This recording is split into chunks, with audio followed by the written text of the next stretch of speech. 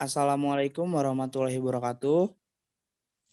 Kami dari kelompok sistem operasi akan mempresentasikan pertemuan 4, yaitu struktur dasar sistem operasi. Sebelumnya, perkenalkan nama saya Priyatna.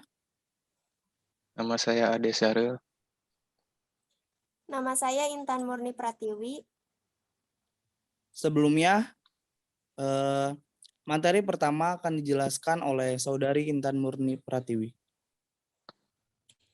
Konsep dasar sistem operasi. Apa sih sistem operasi itu? Sistem operasi adalah perangkat lunak yang mengontrol pelaksanaan program-program komputer seperti mengatur waktu proses, pengecekan kesalahan, mengontrol input dan output, melakukan perhitungan, kompilasi, penyimpanan, dan pengolahan data. Pada konsep dasar sistem operasi, ada beberapa konsep, yaitu komponen sistem operasi, layanan sistem operasi, sistem calls, pemrograman sistem, struktur sistem, mesin virtual, sistem generation, dan rancangan sistem. Untuk komponen sistem, ada beberapa komponen sistem, yaitu manajemen proses, manajemen memori utama, manajemen berkas, manajemen I/O atau input-output, manajemen penyimpanan sekunder, jaringan, sistem proteksi, dan command interpreter system. Untuk manajemen proses, proses adalah sebuah program yang sedang dijalankan atau dieksekusi.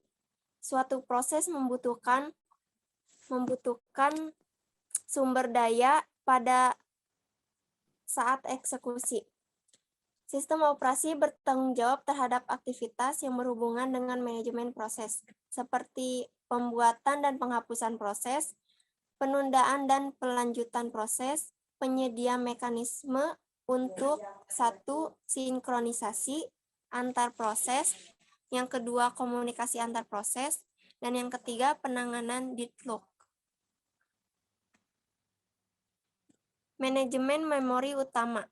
Memori sebagai tempat penyimpanan data program, seperti penyimpanan yang cepat sehingga dapat mengimbangi kecepatan eksekusi instruksi, CPU.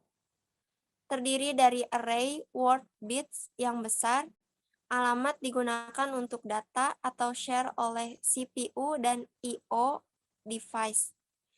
Umumnya main memori bersifat volatile atau tidak permanen.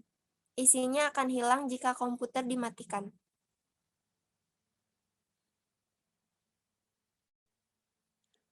Manajemen memori utama. Sistem operasi bertanggung jawab untuk aktivitas berikut yang berhubungan dengan manajemen memori.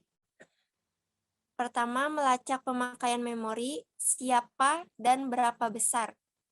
Memilih program mana yang akan di-load ke memori ketika bisa digunakan, dan alokasi dan dilokasi memori sesuai yang dibutuhkan. Manajemen file. Berkas adalah kumpulan informasi yang berhubungan atau sesuai dengan pembuatan berkas tersebut. Biasanya berkas mempresentasikan program dari data. Sistem operasi bertanggung jawab untuk aktivitas sebagai berikut, seperti pembuatan dan penghapusan berkas, pembuatan dan penghapusan direktori, mendukung primitif untuk manipulasi berkas dari direktori, memetakan berkas pada sistem sekunder, dan backup berkas pada media penyimpanan yang stabil, non-volatile.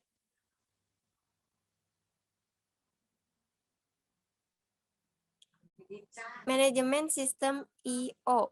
Sistem I/O terdiri dari sistem buffer yang mana menampung sementara data dari atau ke peranti I/O atau input-output.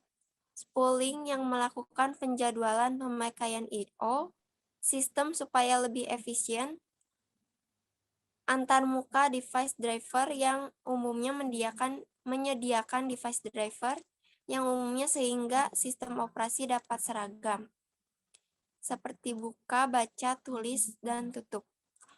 drivers untuk spesifik perangkat keras yang menyediakan driver untuk melakukan operasi rinci atau detail untuk perangkat keras tertentu. Untuk selanjutnya ada manajemen penyimpanan sekunder. Penyimpanan sekunder terjadi karena memori utama bersifat sementara dan kapasitasnya terlalu kecil.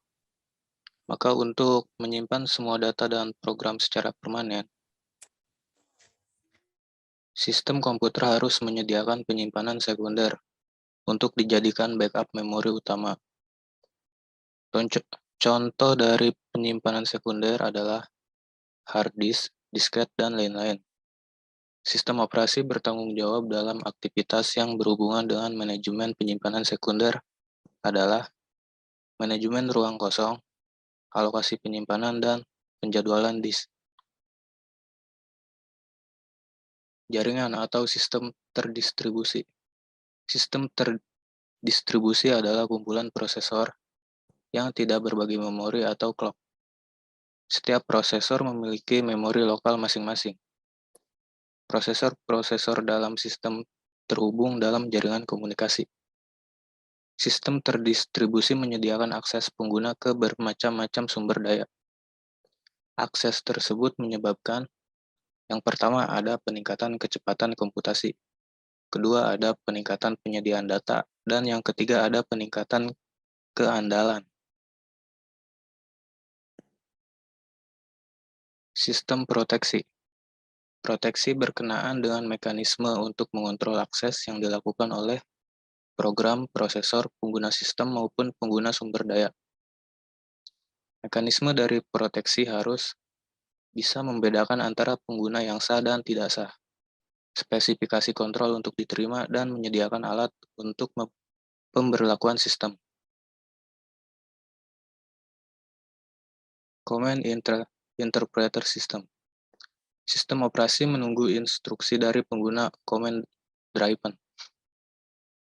Program yang membaca instruksi dan mengartikan control statement keinginan pengguna umumnya disebut Control Card Interpreter, Command Line Interpreter, Unix Shell. Command Interpreter System sangat bervariasi dari satu sistem operasi ke sistem operasi yang lain dan disesuaikan dengan tujuan dan teknologi I/O peranti yang ada. Contohnya ada CLI, Windows, Pen-based Touch, dan lain-lain. Pelayanan sistem operasi. Yang pertama ada eksekusi program, yang meload program ke memori dan menjalankannya, atau run. Kedua ada operasi I/O. Pengguna tidak bisa mengontrol I/O secara langsung. Untuk efisiensi dan keamanan, sistem harus bisa menyediakan mekanisme untuk melakukan operasi I/O. Manipulasi sistem berkas seperti membaca, menulis, membuat, dan menghapus file. Yang keempat ada komunikasi yang berfungsi untuk pertukaran informasi yang dapat dilaksanakan melalui shared memory atau message passing. Kemudian kelima ada deteksi error, yang mana mempertahankan kestabilan dan dengan mendeteksi error pada CPU, perangkat keras memori I/O, program pengguna, dan jika bisa memperbaikinya. Pelayanan tambahan lebih diarahkan kepada upaya untuk menjaga efisiensi sistem, bukan untuk membantu pengguna. Alokasi sumber daya yang mana mengalokasikan sumber daya kepada beberapa pengguna atau tugas yang dijalankan pada saat yang bersamaan. Accounting digunakan untuk menentukan berapa banyak dan berapa lama user menggunakan sumber daya sistem. Proteksi yang berfungsi untuk menjaga semua akses ke sumber daya sistem terkontrol. Selanjutnya akan dibacakan oleh Apriyatna. Baik, di sini ada sistem calls. Sistem calls menyediakan antarmuka antara proses atau program yang sedang dijalankan dan sistem operasi. Biasanya tersedia sebagai instruksi bahasa rakitan dan beberapa sistem mengizinkan sistem calls dibuat langsung dari bahan pemrograman tingkat tinggi. Selain itu, beberapa bahasa pemrograman tingkat tinggi, contohnya C, C++, telah didefinisikan untuk menggantikan bahasa rakitan untuk sistem pemrograman. System calls. Di sini ada 3 metode umum yang digunakan dalam memberikan parameter kepada sistem operasi. Yang pertama yaitu melalui register. Yang kedua, menyimpan parameter dalam blok atau tabel pada memori dan alamat blok tersebut diberikan sebagai parameter dalam registrasi. Dan yang ketiga, menyimpan parameter atau fuse ke dalam stack atau oleh program dan melakukan pop-up pada stok oleh sistem operasi. Nah, di sini ada tabel parameternya bisa dilihat. Di situ ada X parameters calls.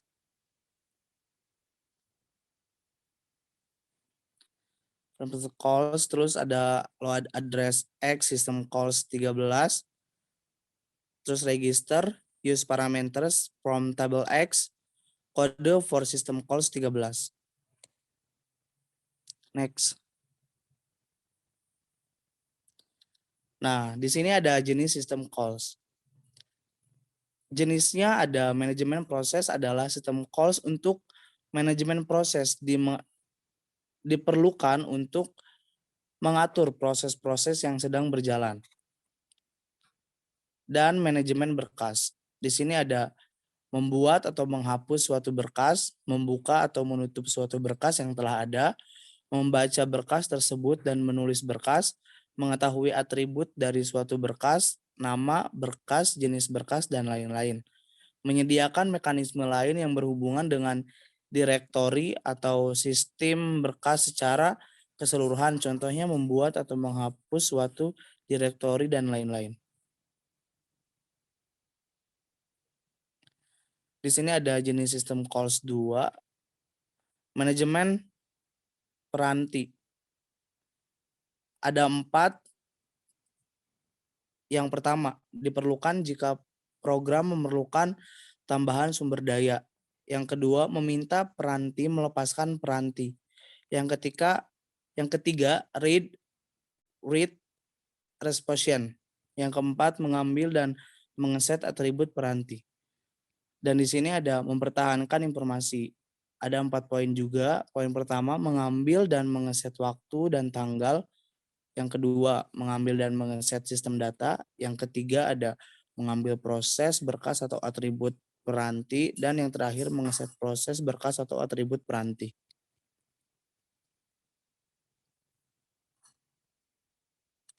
Ada komunikasi. Menciptakan, menghapus hubungan komunikasi. Mengirim dan menerima pesan. Mentransfer status informasi. Attach atau detach remote device.